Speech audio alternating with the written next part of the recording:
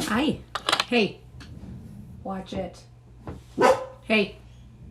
AC, come here, buddy. Hey. Hey.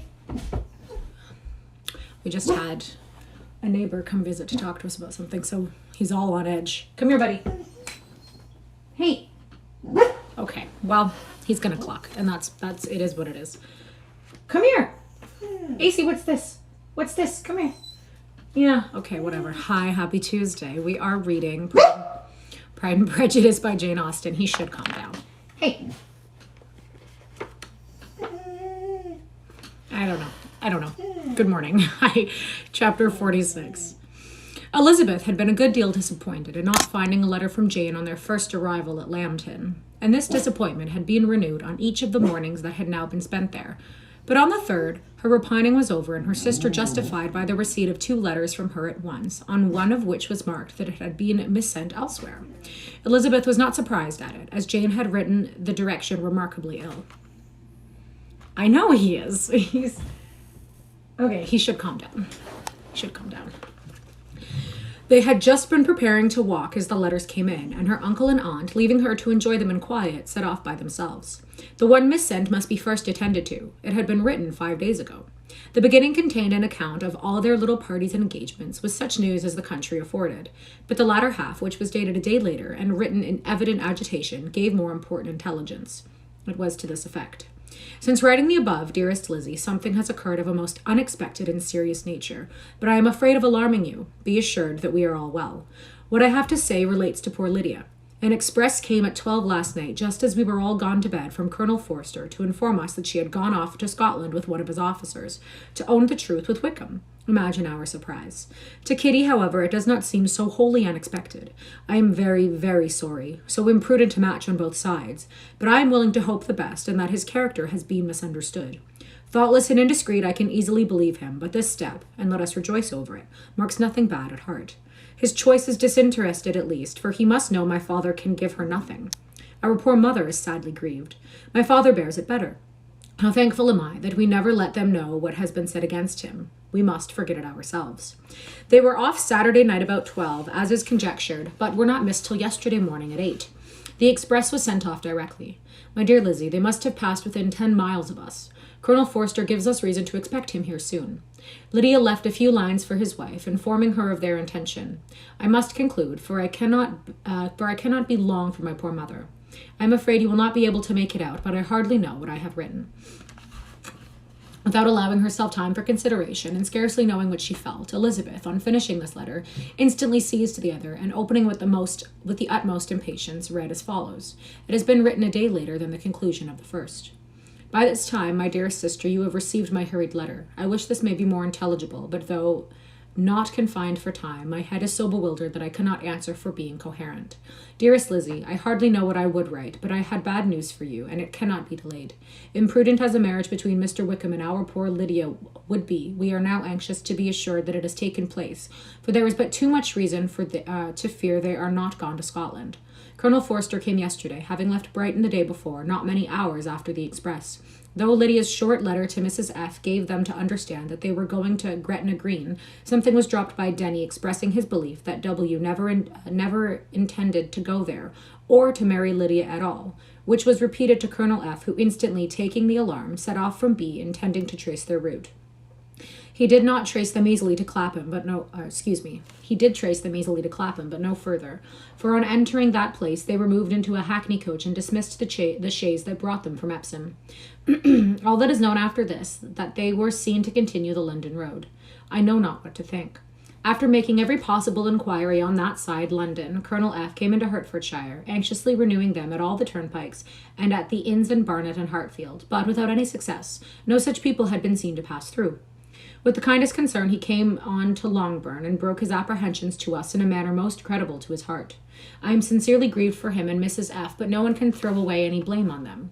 Our distress, my dear Lizzie, is very great. My father and mother believe the worst, but I cannot think so ill of him. Many circumstances might make it more eligible for them to be married privately in town than to pursue their first plan, and even if he could form such a design against a young woman of Lydia's connections, which is not likely, can I suppose her so lost to everything? Impossible. Chill. Oh my God. I grieve to find, however, that Colonel F. is not disposed to depend upon their marriage. He shook his head when I expressed my hopes, and said he feared W. was not a man to be trusted. My poor mother is really ill and keeps her room. Could she exert herself, it would be better, but this is not to be expected. And as to my father, I never in my life saw him so affected. Poor Kitty has anger for having concealed their attachment, but as it was a matter of confidence, one cannot wonder. I am truly glad, dearest Lizzie, that you had been spared something of these distressing scenes. But now, as the first shock is over, shall I own that I long for your return? I am not so selfish, however, as to press for it, if inconvenient. Adieu. I take up my pen again to do it, what I have just told you I would not, but circumstances are such that I cannot help earnestly begging you all to come here as soon as possible. I know my dear uncle and aunt so well that I am not afraid of requesting it, though I have still something more to ask of the former. My father is going to London with Colonel Forster instantly to try to discover her. What he means to do, I am sure I know not, but his excessive distress will not allow him to pursue any measure in the best and safest way, and Colonel Forster is obliged to be at Brighton again tomorrow evening. In such an exigence, my uncle's advice and assistance would be everything in the world. He will immediately comprehend what I must feel, and I rely upon his goodness. "Oh, where is my uncle?" cried Elizabeth, darting from her seat as she finished the letter, in eagerness to follow him without losing a moment of the time so precious. But as she reached the door, it was opened by a servant, and Mr. Darcy appeared. Her pale face and impetuous manner made him start, and before he could recover himself enough to speak, she, in whose mind every idea was superseded by Lydia's situation, hastily exclaimed, "I beg your pardon, but I must leave you. I must find Mr. Gardiner this moment, on business that cannot be delayed. I have not an instant to lose." "Good God, what is the matter?" cried he, with more feeling than politeness, then recollecting himself. "I will not detain you a minute, but let me, or let the servant go after Mr. and Mrs. Gardiner. You are not well enough. You cannot go yourself." Elizabeth hesitated, but her knees trembled under her, and she felt how little would be gained by her attempting to pursue them. Calling back the servant, therefore, she commissioned him, though in so breathless an accent as made her feel almost unintelligible, to fetch his master and mistress home instantly. On quitting the room, she sat down, unable to support herself, and looking so miserably ill that it was impossible for Darcy to leave her, or to refrain from saying, in a tone of gentleness and commiseration, "Let me call your maid. Is there nothing you could take to give you present relief? A glass of wine? Shall I get you one? You are very ill." "No, I thank you," she replied, endeavoring to recover herself. "There is nothing the matter with me. I am quite well. I am only distressed by some dreadful news which I have just received from Longbourn." Thank you for joining. Happy to see you are here. She burst into tears as she alluded to it, and for a few minutes could not speak another word. Darcy, in wretched suspense, could only say something indistinctly of his concern and observe her in compassionate silence. At length she spoke again. "I have just had a letter from Jane with such dreadful news. It cannot be concealed from anyone. My youngest sister has left all her friends, has eloped, has thrown herself into the power of Mr. Wickham. They are gone off together from Brighton. You know him too well to doubt the rest. She has no money, no connections, nothing that can tempt him to... She is lost forever." Darcy was fixed in astonishment. "When I consider," she added, in yet a more agitated voice, "that I might have prevented it, I who knew what he was. Had I but explained some part of what I had learned to my own family. Had his character been known, this could not have happened. But it is all is too late now." "I am grieved indeed," cried Darcy. "Grieved, shocked. But is it certain? Absolutely certain?" Amazing. That's so great. Thank you. Oh, yes, they left Brighton together on Sunday night and were traced almost to London, but not beyond. They are certainly not gone to Scotland. And what has been done, what has been attempted to recover her? "My father has gone to London, and Jane has written to beg my uncle's immediate assistance, and we shall be off, I hope, in half an hour. But nothing can be done. I know very well that nothing can be done. How is such a man to be worked on? How are they even to be discovered? I have not the smallest hope. It is every way horrible." Darcy shook his head in silent acquiescence. "When my eyes were opened to his real character, oh, had I known what I ought, what I dared to do, but I knew not. I was afraid of doing too much. Wretched, wretched mistake." Darcy made no answer. He seemed scarcely to hear her, and was walking up and down the room in earnest meditation, his brow contracted, his air gloomy. Elizabeth soon observed and instantly understood it. Her power was sinking. Everything must sink under such a proof of family weakness, such an assurance of the deepest disgrace. She could neither wonder nor condemn, but the belief of his self-conquest brought nothing consolatory to her bosom, afforded no palliation of her distress. It was, on the contrary, exactly calculated to make her understand her own wishes, and never had she felt so honestly that she could have loved him as now, when all love must be in vain.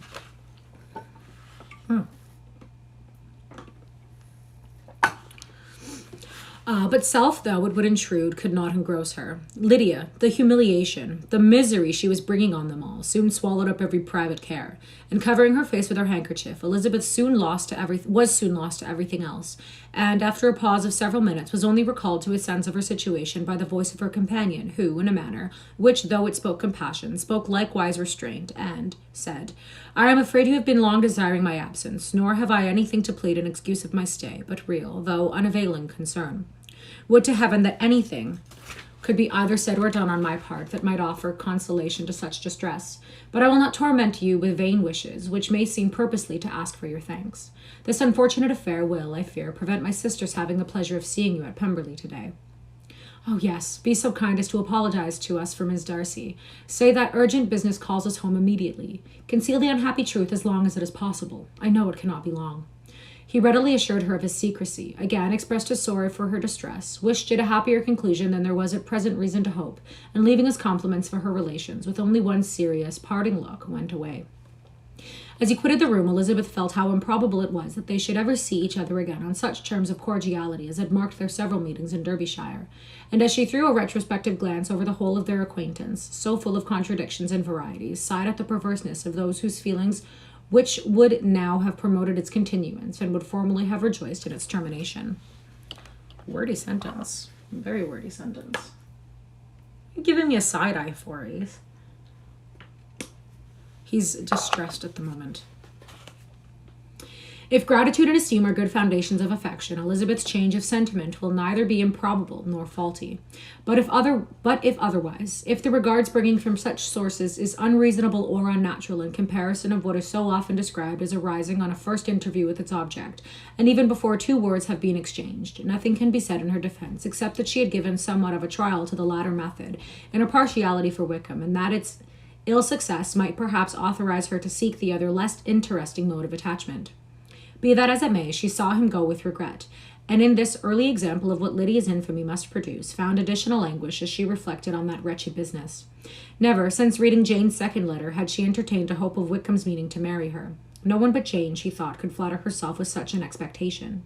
Surprise was the least of her feelings on this development. While the contents of the first letter remained on her mind, she was all surprise, all astonishment that Wickham should marry a girl whom it was impossible he could marry for money, and how Lydia could ever have attached to him had appeared incomprehensible. But now it was all too natural. For such an attachment as this, she might have sufficient charms, and though she did not suppose Lydia to be deliberately engaging in an elopement without the intention of marriage, she had no difficulty in believing that neither her virtue nor her understanding would preserve her from falling an easy prey. She had never perceived, while the regiment was in Hertfordshire, that Lydia had any partiality for him, but she was convinced that Lydia had wanted only encouragement to attach herself to anybody. Sometimes one officer, sometimes another had been her favorite, as their attentions raised them in her opinion. Her affections had been continually fluctuating, but never without an object. The mischief of neglect and mistaken indulgence towards such a girl, oh, how acutely did she now feel it. She was wild to be at home, to hear, to see, to be upon the spot, to share with Jane in the charges that must now fall wholly upon her in a family so deranged. A father absent, a mother incapable of exertion and requiring constant attendance, and though almost persuaded that nothing could be done for Lydia, her uncle's interference seemed of the utmost importance. Until he entered the room, the misery of her impatience was severe. Mr. and Mrs. Gardiner had hurried back in alarm, supposing, by the servant's account, that their niece was taken suddenly ill, but satisfying them instantly on that head, she eagerly communicated the cause of their summons, reading the two letters aloud, and dwelling on the postscript of the last with trembling energy. Though Lydia had never been a favourite with them, Mr. and Mrs. Gardiner could not but feel deeply affected. Not Lydia only, but all were concerned in it, and after the first exclamations of surprise and horror, Mr. Gardiner readily promised every assistance in his power. Elizabeth, though expecting no less, thanked him with tears of gratitude, and all three being actuated by one spirit, everything relating to their journey was speedily settled. They were to be off as soon as possible. "But what is to be done about Pemberley?" cried Mrs. Gardiner. "John told us Mr. Darcy was here when you sent for us. Was it so?" "Yes, and I told him we should not be able to keep our engagement. That is all settled." "That is all settled," repeated the other, as she ran into her room to prepare. "And are they upon such terms as for her to disclose the real truth? Oh, that I knew how it was." But wishes were vain, or at best could serve only to amuse her in the hurry and confusion of the following hour. Had Elizabeth been at leisure to be idle, she would have remained certain that all employment was impossible to one so wretched as herself. But she had her share of business as well as her aunt, and amongst the rest there were notes to be written to all their friends in Lambton with false excuses for their sudden departure. An hour, however, saw the whole completed, and Mr. Gardiner, meanwhile, having settled his account at the inn, nothing remained to be done but to go. And Elizabeth, after all the misery of the morning, found herself in a shorter space of time than she could have supposed, seated in the carriage and on the road to Longbourn. This is normally his nap time. He's just sitting there very expectantly right now. Chapter 47. I'm just seeing how far we're going to go. Chapter 47. I feel like no, chapter 46, chapter 47. Okay, God, sorry. He's thrown me off today. I've been thinking it over again, Elizabeth, said her uncle as they drove from the town, and really, upon serious consideration, I am much more inclined than I was to judge as your eldest sister does of the matter. It appears to me so very unlikely that any young man should form such a design against a girl who is by no means unprotected or friendless, and who is actually staying in his colonel's family, that I am strongly inclined to hope the best. Could he expect that her friends would not step forward? Could he expect to be noticed again by the regiment after such an affront to Colonel Forster? His temptation is not adequate to the risk. Do you really think so? Cried Elizabeth, brightening up for a moment. Upon my word, said Mrs. Gardiner, I begin to be of your uncle's opinion. It is really too great a violation of decency, honour, and interest for him to be guilty of it. I cannot think so very ill of Wickham. Can you yourself, Lizzie, so wholly give him up as to believe him capable of it? Yes, because he has not proven himself to be the best of individuals, so yes. Not perhaps of neglecting his own interest, but of every other neglect I can believe him capable. If indeed it should be so, If indeed it should be so, but I dare not hope it. Why should they not go on to Scotland, if that had been the case? In the first place, replied Mr. Gardiner, there is no absolute proof that they are not gone to Scotland. Oh, but their removing from the chaise into a hackney coach is such a presumption, and besides, no traces of them were to be found on the Barnet road. Well, then, supposing them to be in London, they may be there, though for the purpose of concealment, for no more exceptionable purpose. It is not likely that money should be very abundant on either side, and it might strike them that they could be more economically, though less expeditiously, married in London than in Scotland. But why all the secrecy? Why any fear of detection? Why must their marriage be private? Oh, no, this is not likely. His most particular friend, you see, by Jane's account, was persuaded of his never intending to marry her. Wickham will never marry a woman without some money. He cannot afford it. And what claims has Lydia? What attractions has she beyond youth, health, and good humour that could make him, for her sake, forego every chance of benefiting himself by marrying well? As to what restraint the apprehension of disgrace in the corps might throw on a dishonourable elopement with her, I am not able to judge, for I know nothing of the effects that such a step might produce. But as to your other objection, I am afraid it will hardly hold good. Lydia has no brothers to step forward, and he might imagine, from my father's behaviour, from his indolence to the little attention he has ever seemed to give to what was going forward in his family, that he would do as little and think as little about it as any father could do in such a manner.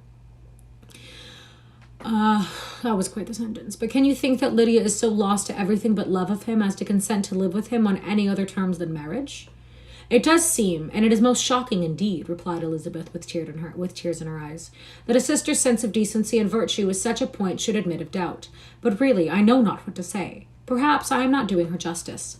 But she is very young. She has never been taught to think on serious subjects, and for the last half-year, nay, for a 12-month, she has been given up to nothing but amusement and vanity. She has been allowed to dispose of her time in the most idle and frivolous manner, and to adopt any opinions that came in her way. Since the Shire were first quartered in Meryton, nothing but love, flirtation, and officers have been in her head. She has been doing everything in her power by thinking and talking on the subject, to give greater, susceptibility to her feelings, which are naturally lively enough. And we all know that Wickham has every charm of person and address that can captivate a woman. But you see that Jane, said her aunt, does not think so ill of Wickham as to believe him capable of the attempt. Of whom does Jane ever think ill? And who is there, whatever might be their former conduct, that she would believe capable of such an attempt till it were proved against him?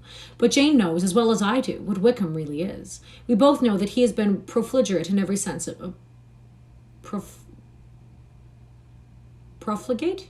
Been profligate in every sense of the word, that he has neither integrity nor honour, that he is as false and deceitful as he is insinuating. And do you really know all this? Cried Mrs. Gardiner, whose curiosity as to the mode of her intelligence was all alive. I do indeed, replied Elizabeth, colouring. I told you the other day of his infamous behaviour to Mr. Darcy, and you yourself, when last at Longbourn, heard in what manner he spoke of the man who had behaved with such forbearance and liberality towards him. And there are other circumstances which I am not at liberty, which it is not worth while to relate, but his lies about the whole Pemberley family are endless. From what he said of Miss Darcy, I was thoroughly prepared to see a proud, reserved, disagreeable girl. Yet he knew to the contrary himself. He must know that she was as amiable and unpretending as we have found her. But does Lydia know nothing of this? Can she be ignorant of what you and Jane seem so well to understand? Oh, yes, that is the worst of all. Till I was in Kent and saw so much both of Mr. Darcy and his relation, Colonel Fitzwilliam, I was ignorant of the truth myself. And when I returned home, the Shire was to leave Meryton in a week or fortnight's time. And that was the case, and neither Jane, to whom I related the whole, nor I, thought it necessary to make our knowledge public. For of what use could it be apparently to anyone than the good opinion which all the neighbourhood had of him should be overthrown? And even when it was settled that Lydia should go with Mrs. Forster, the necessity of opening her eyes to his character never occurred to me. That she could be in any danger from the deception never entered my head. That such a consequence as this should ensue, you may easily believe was far enough for my thoughts. When they all removed to Brighton, therefore, you had no reason, I suppose, to believe them fond of each other. Not the slightest. I can remember no symptom of affection on either side, and had anything of the kind been perceptible, you must be aware that ours is not a family on which it could be thrown away. When first he entered the corps, she was ready enough to admire him, but so were all we.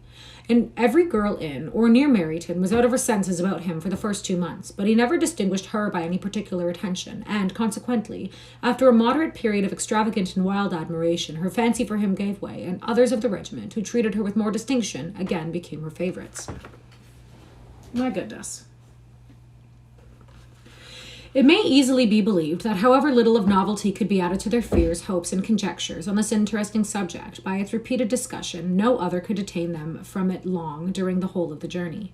From Elizabeth's thoughts, it was never absent. Fixed there by the keenest of all anguish, self-reproach, she could find no interval of ease or forgetfulness. They travelled as expeditiously as possible, and sleeping one night on the road, reached Longbourn by dinner-time the next day. It was a comfort to Elizabeth to consider that Jane could not have been wearied by long expectations.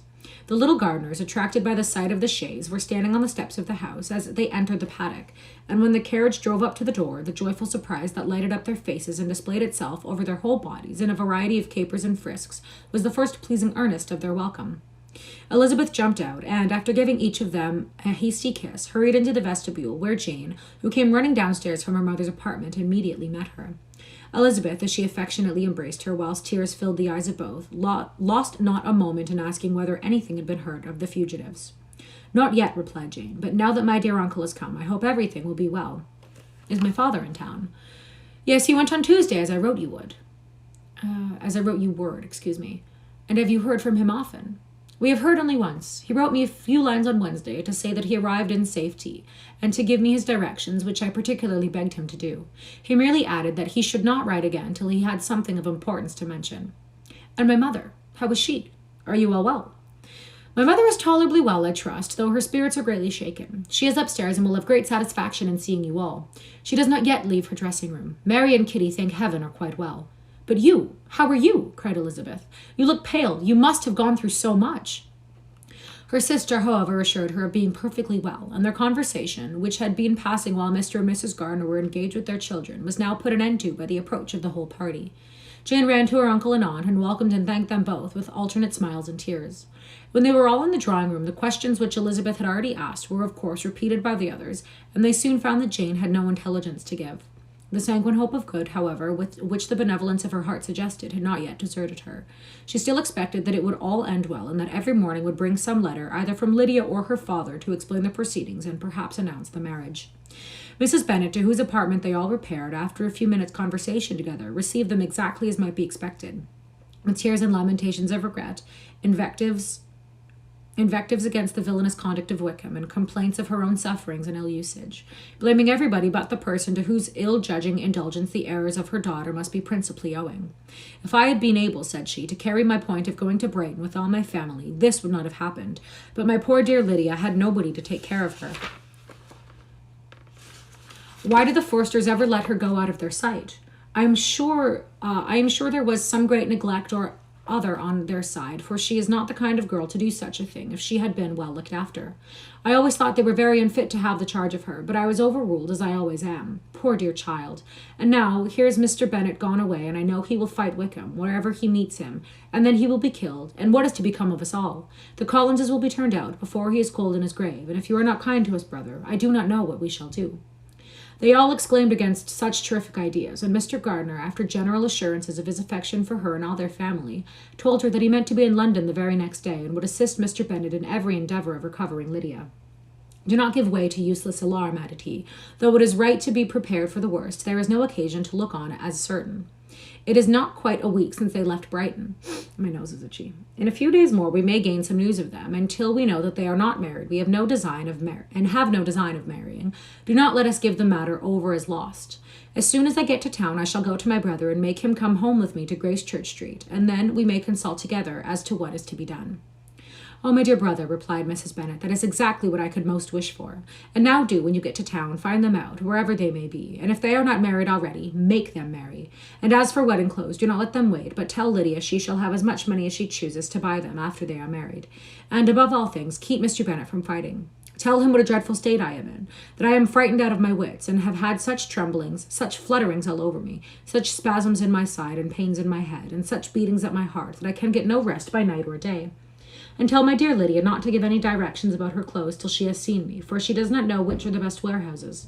Oh, brother, how kind you are! I know you will contrive it all.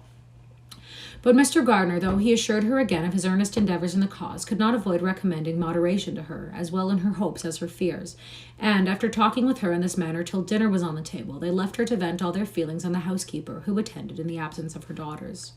Though her brother and sister were persuaded that there was no real occasion for such a seclusion from the family, they did not attempt to oppose it, for they knew that she had not prudence enough to hold her tongue before the servants while they waited at table, and judged it better that one only of the household, and the one whom they could most trust, should comprehend all her fears and solicitude on the subject.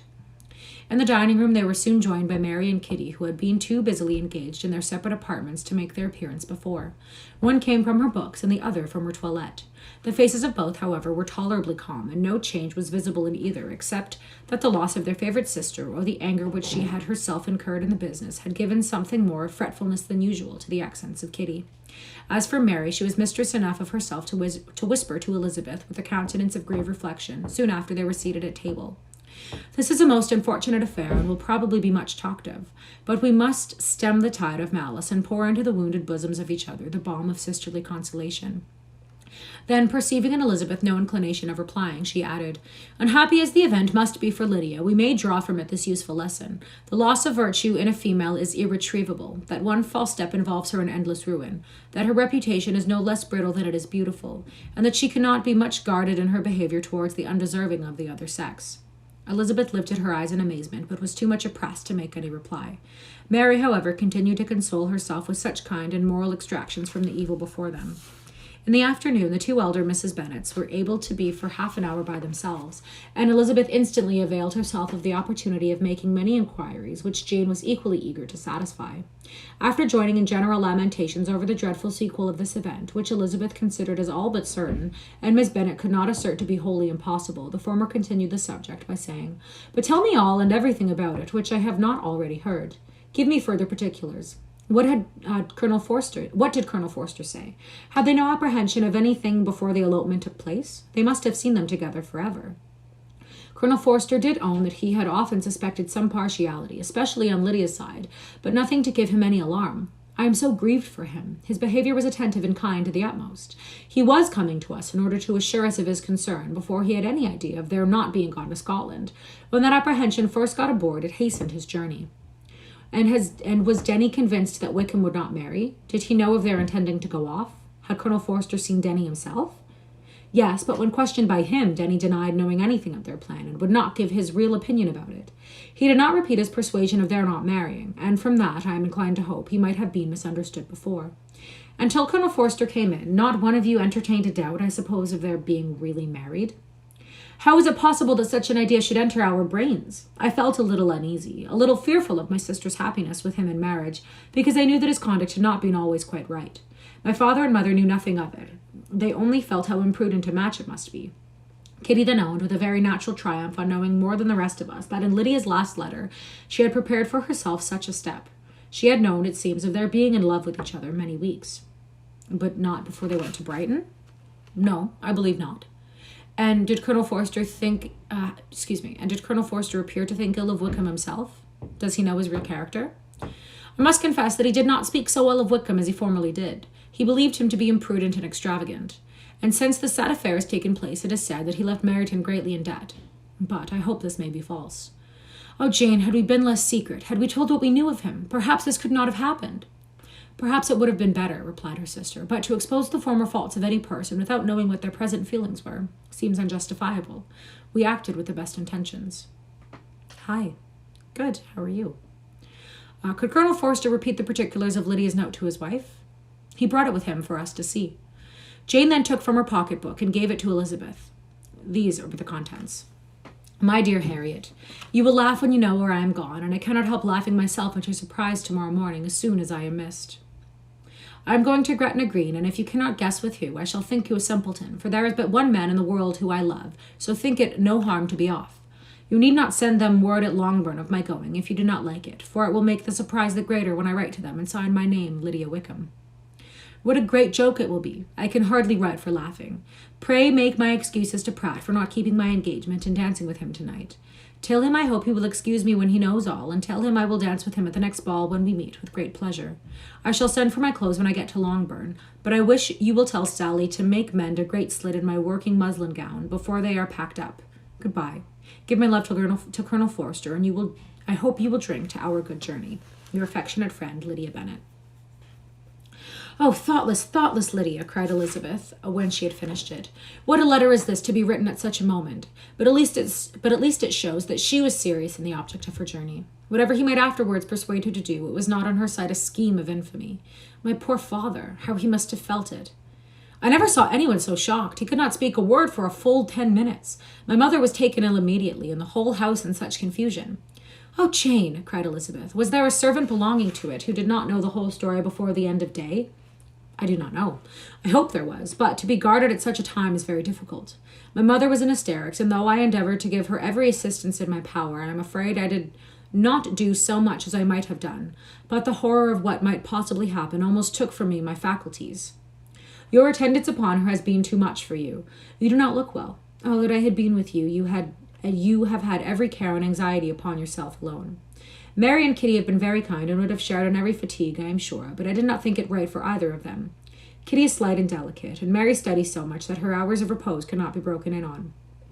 My Aunt Phillips came to Longbourn on Tuesday after my father went away and was so good as to stay until Thursday with me. She was a great use and comfort to us all, and Lady Lucas has been very kind. She walked here on Wednesday morning to console with us and offered her services, or any of her daughters, if they could be of use to us. She had better have stayed home, cried Elizabeth. Perhaps she meant well, but under such a misfortune as this, one cannot see too little of one's neighbors. Assistance is impossible, condolence insufferable. Let them triumph over us at a distance and be satisfied. She then proceeded to inquire into the measures which her father had intended to pursue while in town for the recovery of his daughter. He meant, I believe, replied Jane, to go to Epsom, the place where they last change horses, see the postilions, and try if anything could be made out of them. His principal object must be to discover the number of the hackney coach which took them from Clapham.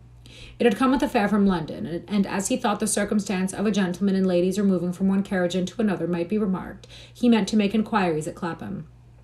If he could anyhow discover at what house the coachman had before set down his fare, he determined to make inquiries there and hoped it might not be impossible to find out the stand and number of the coach.